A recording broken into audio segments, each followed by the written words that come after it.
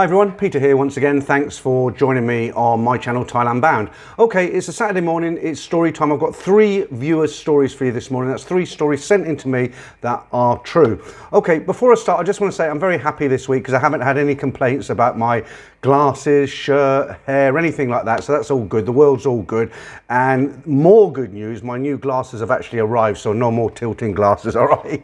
Okay, so let's get straight into these 3 stories. Just really quickly before we do, not complaints, but 1 or 2 people have mentioned that they can hear a background noise when they're listening to the stories. I suppose some people have got kind of really good sound systems.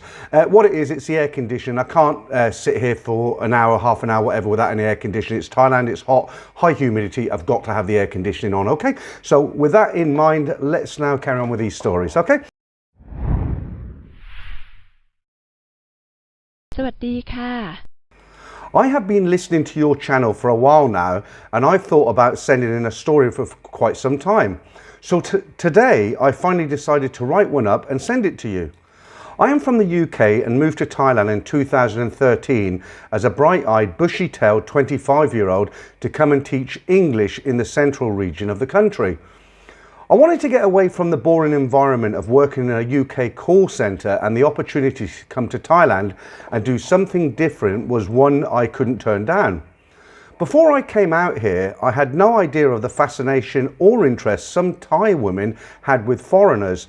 I didn't have any interest in Asian or Thai women before I came to Thailand. That changed pretty quick. As a decent looking 25-year-old, I would get women staring at me, and I had no idea why at first. Part of the reason was because of where I was living. It was a bit off the beaten track, not too many tourists, so they didn't see foreigners that often. They would smile, I would smile back and think to myself, strange, what's all this about then? After speaking to friends I made here at the time, it didn't take me long to realise what it was all about. Like I said, I had no interest in Asian or Thai women before moving here. I genuinely thought I would be engrossed in my work with no time to do much else. Oh, how wrong I was. This story happened in June 2013, about 6 weeks after I had moved to Thailand. I got a friend request from a Thai woman on Facebook called Bo. She was very random, no friends in common, and I definitely didn't know her. I looked at her profile picture and she looked cute, so I accepted. Within minutes, she had sent me a message and initiated a conversation. I was happy to message her back and forth, of course, just to see what would happen. She asked me if I wanted to meet up, and I said I'd like to. So a few days later, we met at the local Big C for the first time. Bo was attractive, barely over 5 foot slim, dark hair, very beautiful smile. We walked around a bit, and her English was surprisingly good for the place I was living in. We chatted, had some food, and chatted some more. After a couple of hours, she asked if I would like to go to her house to meet her father. At this point, I was a little taken back and reluctant, but being new here and not really knowing the rules of engagement when meeting women, I agreed. We jumped on her motorbike and headed to her home about 2 miles away, just on the outskirts of the city. When we got there, I met Bo's dad. He was a police officer, and this will play a part in the story later. He said hello, didn't speak any English, and I didn't speak any Thai, but was nice enough and poured me a beer. There was some Thai football on the TV, so I just sat there awkwardly, sipping my Leo, watching football, half communicating with her dad with sounds and lots of hand gestures, while Bo sat next to me laughing and smiling, but not saying a lot. After a couple of hours, I asked if she could take me back to my place. It was the early evening by this point, and I was conscious that I had work the next morning. Bo said yes, of course. So I said my goodbyes to her dad and jumped on her bike, back to my place. So this is where the real part of the story starts to kick off, because I had also started messaging other women I had met online. I wasn't the brightest at the time and wasn't aware of how things worked in Thailand. Once we got back to mine, I thought I'd try my luck, if you know what I mean. She was a good looking woman, so I thought, why not? As it happens, she let me do the deed, and all was right in the world. Afterwards, when we were lying in bed together, I started to openly message other ladies I was speaking to. She caught on to what I was doing and started asking me what was going on. I told her that I didn't want a girlfriend at this point. I wanted to message and meet other women, and that meant I was happy for her to go out and meet other guys. This, I realised, was a huge mistake. I know I should have clarified this before any aerobics took place. Bo acted as if it was okay, but something didn't feel quite right. After some time toing and froing and me tried to convince her that this was the best way, things started to go downhill fast from here. She was clearly not in tune with my thoughts about what this relationship was all about and started to make it very clear to me. A couple of hours passed, so I wanted to know if she wanted to stay the night or leave. Then she walked into my very under-equipped kitchen and started looking for something in a drawer. I literally only had one fork, one knife and one spoon in there. I saw her pull out the knife, and even though I knew it was really blunt, this act still terrified me. She held the knife up. I said to her, "What are you doing? Don't do anything to hurt yourself." She replied and said no and pointed the knife at me. This took me back, but I knew I would be safe because unless she was a Thai karate champ, I was almost a foot taller than her and not far off double her weight. That isn't to say I would hurt her, but I would be able to snuff out any attack she made on me and keep us both safe. I immediately rushed and grabbed the knife out of her hand and I threw it behind me. Then she ducked back into the drawer and she pulled out the spoon. I have to admit that at this point I giggled and said, "What are you going to do with that? Spoon my eyes out?" Then she started trying to cut her wrists with it. The act made me terrified of her mental state. Even though I knew she couldn't do much, if not any damage to herself with a spoon, you have to have visited Thailand to believe all of this. Anyway, at this point, I knew I had to change tack and began to reason with her and calm her down. It's got to be around 10:30, 11 p.m. and I'm now thinking about work in the morning. Also, living around me are people associated with the school that I work at. Bo was acting very weird. She would stand by the window and gaze out, looking into nothing in particular. Again, this worried me as it wasn't normal behaviour. After another couple of hours back and forth, I persuaded her that she should go home and we could speak about things in the morning. She agreed, but even when she got to her motorbike parked outside, she sat on it for a good 15 minutes before finally she left. Relief, I thought this would be the end of the story. Nope, there's more. After a rough few hours sleep, I got ready in the morning and headed off for work. By this point, I heard nothing from Bo and was praying and hoping she wouldn't get in touch with me. All was quiet until about 1 p.m. that afternoon. I got a message on my Line account from a contact I never saved. I was actually in the middle of teaching a class and I didn't need this at all. This person asked me if I knew Bo. I said I did, and then this person introduced themselves as her brother. He kept asking me what had I done to her the night before. Now panic was beginning to hit. I explained that we did the deed and what else happened and that she was upset. I also told him that I was chatting with another lady online, but that I had not laid a finger on her and wouldn't dare, hoping to defuse the situation. He said he believed me, but that Bo was in hospital after trying to take her own life. What is going on? He told me she had tried to cut her wrist and had taken an overdose of something. Now I'm scared. I start thinking about her father being in the police and what he might come and do to me. Could he get me deported or put me in jail? I asked where and he said the local private hospital in the city. Then he sends a photo of Bo laying in a bed with a tube inserted into her hand. Oh no, this can't be true. In my mind at this point, I'm done. I won't be able to stay in the country. I'm thinking I'll have to move back to the UK, to my old boring life, and that really made me sad and upset.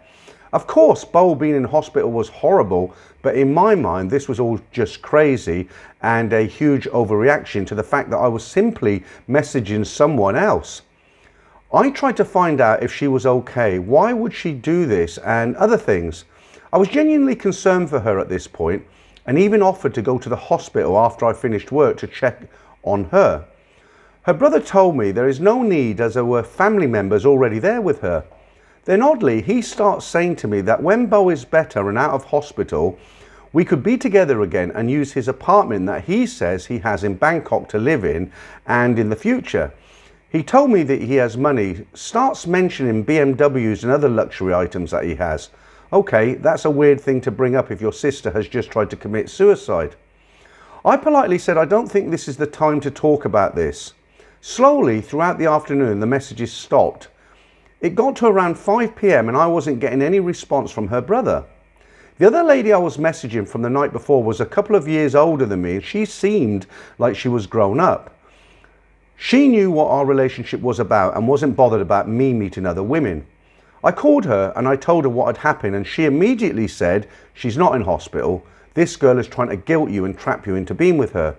She is acting and messaging you, pretending to be her brother. She made me feel a lot better and got me thinking, is that really her brother messaging me? Is she really in hospital?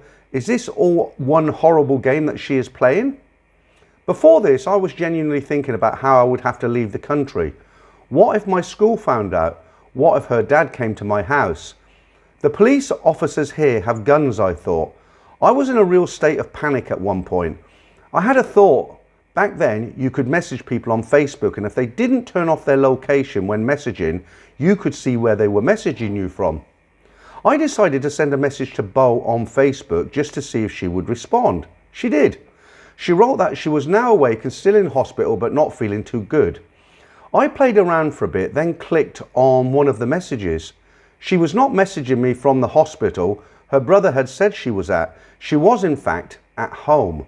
I knew this because I had been there the day before. What a horrible woman. I immediately confronted her about this and where she was. She didn't even reply.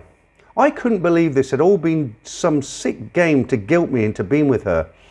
I checked, double-checked and triple-checked the messages she had sent on Facebook, and I knew that she had not even visited the hospital. This is just madness. How many other guys had she tried to do this to? Does she seriously think she's going to get a foreign boyfriend by acting like a psycho? It turns out that Thai people, unlike in the West, take photos of everything. The photo was just an old photograph of her in hospital for some other reason. The lady I was messaging told me that was the case. I was just really surprised that people had photos of themselves saved on their phones from when they were in hospital the last time. As I said, I was new and didn't understand how things worked here at all. She did try and message me a few weeks later apologising for what she had done and saying something along the lines of, let's forget about the past and can't we just be friends? Not a chance, I thought. I deleted and blocked her on all social media accounts and messaging apps, never to hear from her again. Looking back, I'm glad this happened early on as it taught me a valuable lesson on dating here. What you should and should not do and what signs to look out for in a crazy woman. I did not make the same mistake again, but I realised I had to be smarter if I was going to date in this country. All's well that ends well, I guess. Thanks for reading out this story. Don't get too far ahead of yourself and think you can do what you want here. Asian and Thai women don't think the same as women in the West, so you need to be very careful with how you act. It can get you into a lot of trouble if you don't play things smart. Okay, so that's quite an amusing story there. I mean, to be fair to him, he was very young and he'd never been to Thailand. I mean, I can remember 30 years ago when I first got here, I knew absolutely nothing. You know, I got some minor scams done to me, not much extra bills put in my pot and what have you like that. I think where he got wrong, I think where he went wrong initially was actually doing the texting in front of her. She's laid in bed next to him and he's texting other women. I don't think you have to be Thai or Asian to get upset at that. I think that was his first mistake. But yeah, this, you know, Thai women are extremely jealous. In fact, the only other country where I know them to be more jealous than in Thailand is the Philippines. You know, they are really jealous, all of them. Yeah, I mean, they'll tell stories, they'll make up things. I did hear once about a photograph of an old lady in a bed in a hospital. She looked like she was on a deathbed, and apparently this photograph, this was in the days of, you know, where you actually held photographs in your hand. Mobile phones were just coming into play, and I heard about this photograph that had been doing the rounds. So all the women who worked in bars who were trying to extract cash or bank transfers from guys they'd been with, they told the same story. You know, my mother's on a deathbed, we might be able to save her, but we just can't afford the medicine. And then this picture would be sent, and I think there were two guys in a bar with the same story story, and one of them was kind of like, that's funny, that's what happened to me, and they shared the picture, and apparently it had gone around to like hundreds of people over the years. But anyway, just be really, really careful, because as I say, Thai women are extremely jealous, as are all women, and guys are as well for that. It's in our DNA, isn't it? We don't want to share. We all want everything for ourselves, if that makes sense. Right, okay, let's go into story number 2. This isn't a love story or a girly story, anything like this. This is just about a guy's experience of wanting to come and live in Thailand, and I won't tell you the bit I was just going to tell you because that'll spoil the story. So let's just get on with it. This is not a love story, but a story about my love for Thailand. In 2008, on the way to Taiwan, I had stopped off at Bangkok. It was love at first sight. The energy and kindness of the people made me want to purposely miss my connecting flight to Taiwan. There is something very magical about the kingdom, and I now understand why it has become such a popular tourist destination. My dream of living there was a million miles away, and when asked what is the biggest culture shock in Thailand, I would always respond with returning to the UK. I eventually got to fly out to Thailand on an all-guys holiday in 2010, later visiting again in 2013, 2014, 2015, then again in 2022. Thailand is never a holiday, it's always a life experience. Every visit has always blown my mind, and I would always dream of living there.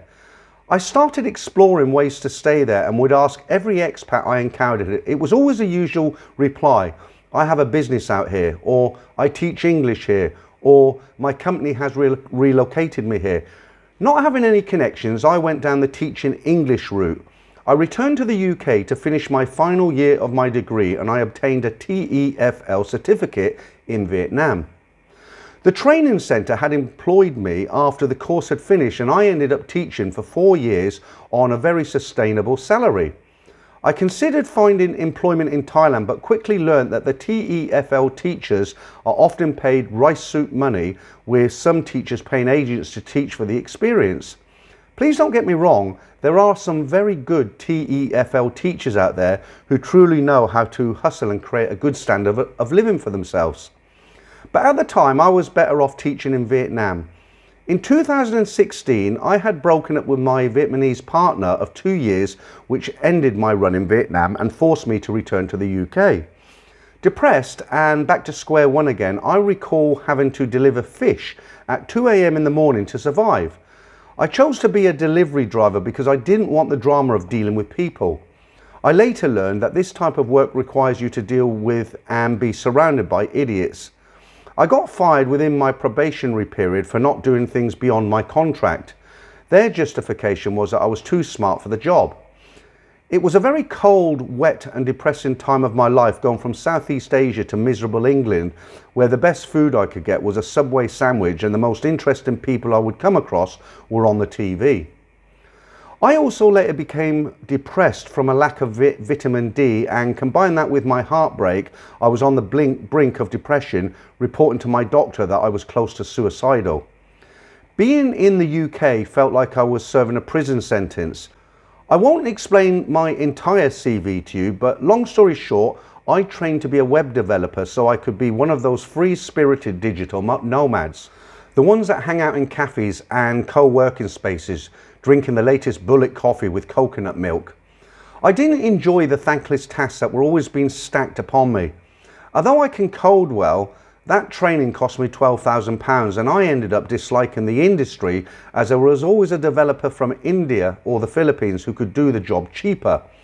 I attempted to turn those skills into being an affiliate marketer, paying lots of money for the training course, which was set in Bangkok. I later learned that during a gold rush, the person who makes the most money are the ones selling the shovel. That mistake cost me £6,000. I spent £10,000 learning to trade cryptocurrencies. It started well. I gained £15,000, and then the bubble burst and I lost everything I had gained. Fast forward to 2020, its reality hit me when I was one payday away from being homeless. So I was forced to work at an Amazon warehouse. It was night shifts at the newly built 100 million local fulfillment center, and one of those interviews that was easy to pass for a reason. You needed a heartbeat, and you weren't judged if you had 6 fingers on one hand. A Facebook ad appeared and I had noticed that the UK government were paying IT professionals to train to be a computer science teacher through bursaries and scholarships. I had applied for a scholarship and had passed the interview with flying colours because of my TEFL teaching experience. A scholarship would pay you £28,000 a year tax-free and was equal to £2,800 a month spread over 10 months. They run the same programme for maths, science and languages. It's a government programme to provide a solution for the lack of teachers in the UK. I was accepted on the course to complete my PGCE. Usually it would take about 1 year to gain qualified teacher status, and you would have to work just 1 year as a newly qualified teacher, but for some reason they extended it to 2. They must have seen me coming and put up the requirements for training to be a teacher from 2 years to 3 years. So my dream was coming closer and moving away at the same time. I kept my intentions of moving to Bangkok quiet and made sure that I had no plans to be one of those teachers who spend their entire teaching life at the same school. I think a teacher has been there too long when they teach a set of students and teach the children of those students. In October 2022, I was in my final year of my qualifying period as a teacher and started to apply for jobs at international schools ready for August 2023. I thought I would just sneak in a quick trip to Thailand and ended up visiting Koh Chang after passing through Bangkok. It was a random guy at the bar who recommended the island to me. Those 2 weeks in Koh Chang were pure bliss and would confirm my love for Thailand. I was seriously considering buying some petrol-powered chainsaws to build a log cabin in the deep forest of the island where the immigration officers could not find me, then burn my British passport like the Spanish Armada would burn their ships. I did the usual visits to elephant farms, snake farms, partied with the tourists and just laid in the sea to allow my hangover to just wash away. I met many international school teachers on the island as we all share the same half term. Not one single unhappy soul, and one of them would ever return back to the UK to teach. My magical trip had to come to a very sad and emotional end, but the memories of the island will forever stay in my heart. Returning to the UK, it's the only airport I visit where I secretly wish that my flight would be cancelled. It's always tearful being at the airport, ready to go home. While checking my emails, I had been rejected for a job at a Tier 1 international school, which I had put so much effort into applying for. Applying for international schools takes so much research and preparation, often requiring a candidate to write a long tailored cover letter. Not only did I have to return to the dark, cold and wet UK, I was rejected with the reason the job has been filled. Returning to school as normal with the belief that I'm stuck in England, telling kids off on a daily basis for doing crazy things to try to feel special, I tried to stay positive and would think back to my trip in Thailand. How much money did I blow? But it was worth it being a 2-week millionaire. December 2022, I had a surprising email from the school that had rejected me. It read, "We were impressed with your CV and cover letter and would like to invite you in for an interview. The head of the schools would fly into London and pay for your expenses just to interview you. Either somebody was trigger happy and accidentally rejected my online application, or someone had changed their mind about me." So I was super excited and prepared myself mentally. Listening to podcasts about international school interviews and watching promotional videos about that international school on YouTube to get a feel for the personalities of the heads of the schools. The interview came around very quickly. I was suited and booted for the interview. The nerves kicked in, but the interview panel was so supportive and did everything they could to put me at ease. The irony behind the interview was that they were trying to sell Thailand to me. On further research, this school would pay me an extra 20% more than what I would earn in the UK, even after a national pay rise of 9%. They would give me an accommodation allowance of 36,000 baht, as they often assume you're bringing a wife and 2 kids across. The accommodation allowance is enough to live on by itself, providing you like rice soup. They would pay for my flight from London to Bangkok and back again when my 2-year contract was up. They would give me a relocation allowance of 30,000 baht. They would pay for your medical insurance providing I passed the health check. Teachers in the UK would work 195 days a year. In Thailand, international school teachers work 181 school days a year. 3 weeks off for Christmas, and we get extra days off for any British or Thai royal ceremonies. Also including 6 weeks paid summer holiday from the end of June to the beginning of August. They seem to have their school year similar to the schedules of the English football leagues. In the UK schools, it's typical to teach 32 students in one class, and it's not uncommon for 5 of those to be characters. In Thailand, I will teach 22 students per class, with all the students taking their education very seriously. In the UK, teachers are disrespected and students are often answering back, swearing or assaulting each other. In Asia, teachers have a National Teachers' Day, and if students are caught being disrespectful, they receive discipline. I rarely meet an Asian student who makes the same mistake twice towards a teacher. It is estimated that 44% of teachers in the UK plan to quit after 5 years because of workload and all of the above. All this sounds too good to be true, but then I think back to those 2 international teachers I met in Koh Chang. I can now see why they're so happy. The interview went well and they had paid my expenses in cash as promised. They really didn't need to sell the idea of living in Thailand to me, but they did not know that. In the school recruitment process, it's a professional courtesy for the head to call you on the same day of the interview to either offer you the job or reject you with an honest and sincere reason. I received my phone call while driving home on the motorway. A non-UK number started +66 appeared on my phone, and I knew instantly that this was a moment of truth. I had purposely driven in the slow lane behind a lorry to take the call on the hands-free speaker. The usual small talk took place. I'm well, how are you? Then there was a pause.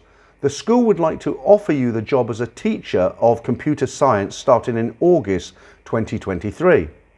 Heart racing, my car started driving into the hard shoulder, making that horrific scratching noise. I could not contain myself with excitement. But couldn't sound too excitement. I had to take a deep breath, not kill myself from driving in the hard shoulder, and accepted the offer at once. It would be a pleasure to accept.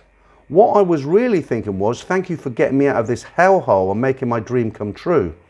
When the phone call ended, I let out a cheer so loud that the lorry driver in front could have heard me. This was a dream come true for me, and it's been 6 years since returning from Asia. The trouble I went through to become a teacher had many ups and downs, but now I am a teacher of a computer science at a top-tier international school in Bangkok, a subject I'm experienced in and one that I love to teach in a country that would appreciate it. I can see myself spending the remaining years of my life in Thailand. I hope that I will be able to write to you in 5 years' time to let you know that I have met the love of my life in Thailand and we have an amazing family together. Thank you for reading my story, Peter, and I understand that it's not a typical bar girl story. This is more of a story to share with your listeners, with a message that if you truly love something, you will find a way. I'm also 40 years old, so it's never too late to follow your passion. I want to express my deepest gratitude for your work, as your stories, live streams and tours around the city has kept me on track to land my dream job in the land of smiles. Well, that's another great story there. Yeah. People ask me that. They say, look, you know, they know I'm over 60, and if you watch my channel regularly, then you'll know that my wife and myself are separating in a kind of friendly way. There's no bad blood between us, but we are separating. And I live in Thailand full time now. I need to go back just to finalise my house sale, but I'm here. I've got my apartment, my long-term visa, Thai driving licenses for both motorbike and car, and I'm all set up now. Very, very happy. And people say to me all the time, they say, well, you know, you're over 60. Do you think you're making the right decision moving out to Thailand?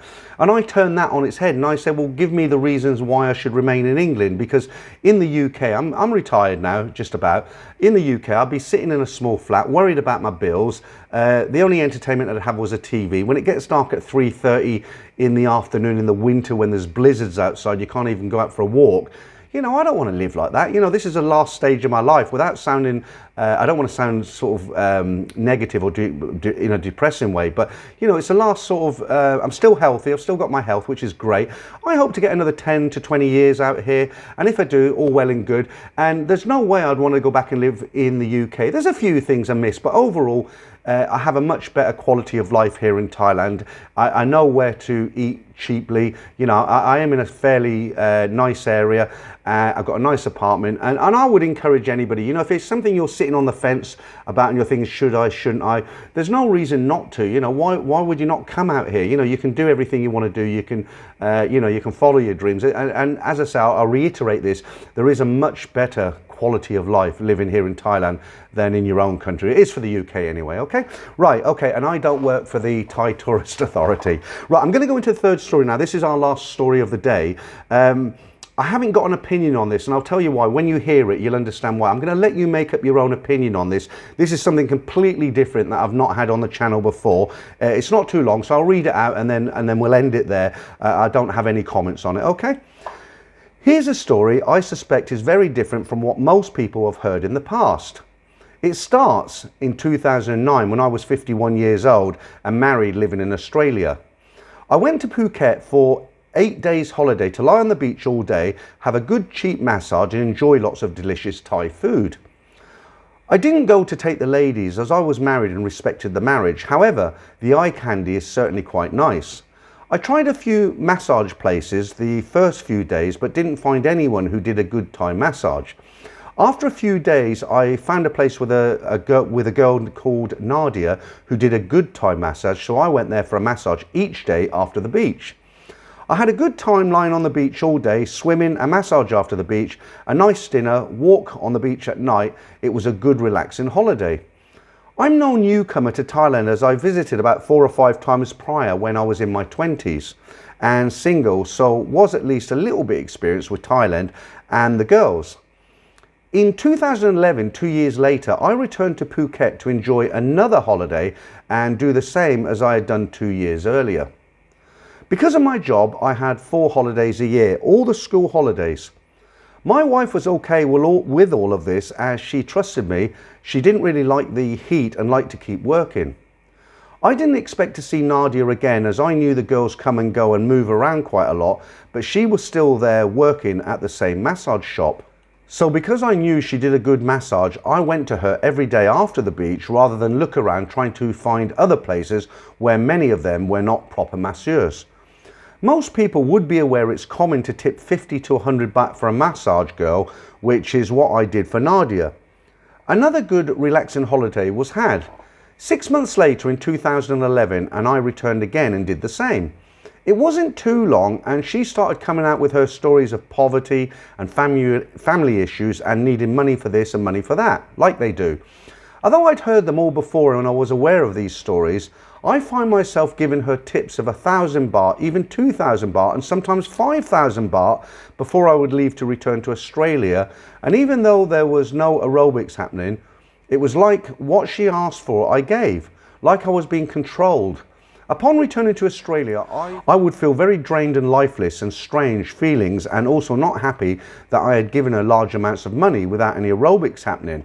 I better not go anymore. Well, that didn't work. Between 2011 and 2016, I went to Phuket about 12 times. I saw Nadia for massage and all the time gave her thousands of baht. Every time I vowed to never do this again. It was either late in 2011 or 2012, I began to experience weird, supernatural, out of this world experiences while home in Australia. Much of it very hard to describe. Feelings of my soul being joined to Nadia's. Seeing psychic images. Strange things happen in Thailand without being there or reading about it. Seem very clear ghosts of black birds flying around. I had many years of absolute hell, seeing doctors, psychologists and counsellors, spiritual healers, and visiting several monks both in Australia and Thailand, with no one really being able to help me. My wife and I and some volunteer workers in some of the temples in Australia, they suspected black magic had been placed on me. In 2016, I put this to Nadia, which she bluntly denied. She then returned to her hometown in Isan, and I have not seen her since. Although Nadia was no longer in Phuket, I still felt the need to return there and continue to go another 7 times until late 2019, just before the pandemic started and closed everything. In late 2019, I was chatting with a work colleague about my Thailand story, and they were extremely interested. Not quite sure how to take all the weird supernatural stuff, but they said they had an open mind and listened intensely. They told me their cousin was married to a Thai lady in Australia and they were very close to her, so they would talk to her about my story and get back to me. She rang me the very next day to tell me it was very clear from my description of everything that had happened to me that I was the victim of a voodoo spell. She described in detail what would have been done to me. Nadia would get some of my fingernail clippings, some of my hair, my name, date of birth, a photo, and go to some person who would mix my hair and nails and Nadia's into moulding clay and mould 2 dolls out of it. One is me and one is Nadia. They label them with date of birth, photo, and any other identifying properties, and then press them together and bind them together with twine. This ritual is carried out in a cemetery. The monk then performs some ritual with chanting and calling on dark spirits to assist in joining the two together, and then digs a hole and buries the 2 dolls tied together in the ground where he knows dark spirits will look after them. In Australia, I regularly go for a massage, as well as one Thai massage place I go to. I ask my regular masseur, who is also from Isan and who I feel I can trust about this spell in Thailand. She told me she knows this spell, has seen it done, and knows it is in fact done to people in Thailand. It all made sense. Many of you would know that a lot of massage places in Phuket also do nails and haircuts. Nadia had persistently smooth talked me into having a manicure at her massage shop, and also sweet talked me into going to her friend's hairdressing shop for a haircut, where she accompanied me to look nice for my holiday. So she had my hair, my nail clippings, a photo, my date of birth, all the ingredients she needed. The next few years were still very tough. The pandemic provided a forced break from returning to Thailand, which was probably a good thing. Still, to this day, I do not know conclusively exactly what happened.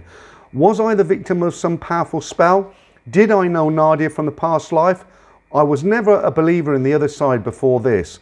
This experience has changed that and changed me forever. I have been woken up and I now know the other side is very real. I hope this is a rare and isolated incident, because I wouldn't wish this on my worst enemy. It would be better to enjoy a Thai girl for a while, lose all your life savings and your house, just like the usual stories, than to go through this. On the upside, I still have my house, my savings, my wife. Although things got difficult for a while, she stuck with me all the way. I just lost 10 years of my life. Well, I did say I wouldn't give an opinion on it, but I can't help myself. You know what it's like. Personally, I'm not saying the guy's lying or anything like that, but I don't believe in the supernatural and, the other side and life after death. And I'm sure I'll get lots of comments from people who, try and persuade me that I'm wrong. I would say, based on what he said, the reason he was going back to Phuket, he was pulled because it's a beautiful island. Why was he giving money to Nadia? She was probably very, very persuasive. She's with him for an hour, giving him a nice massage, talking sweetly to him as they do, and he was probably just captivated by it. This is my opinion, okay, not not from what he's saying. This is my personal opinion, right? I think he was just basically captivated by Nadia. She became more than a friend, but he didn't realize at the time. Of course, he went back to Phuket time and time again because it's a beautiful island. Why would you not want to go back there? That's, like I said, that's just my opinion on the story. You could obviously, you guys will leave your comments below this. Okay, all right. Well. What's next? I'm off to the UK in about 2 or 3 weeks. I'll have to have a quick look at the calendar. I'm not looking forward to it. I came out here on the 6th of October. I've now been out here just about 5 months. I'm totally settled into the whole culture thing, my apartment, and I just don't want to go back. But unfortunately, I have to go back because my house is near ending the sale now. And apparently it's very cold and miserable back there. So I think some of the live streams are going to be coming from a depressing shed at the end of my garden, okay? But let's not go there now. Let's keep a stiff upper lip, as they say, because I'm still here in Thailand. Right, guys, I'm waffling on again. Until the next time, there'll be more stories next Saturday, but there'll be a live stream on Sunday. Thanks for sticking with it today, and I'll catch you real soon.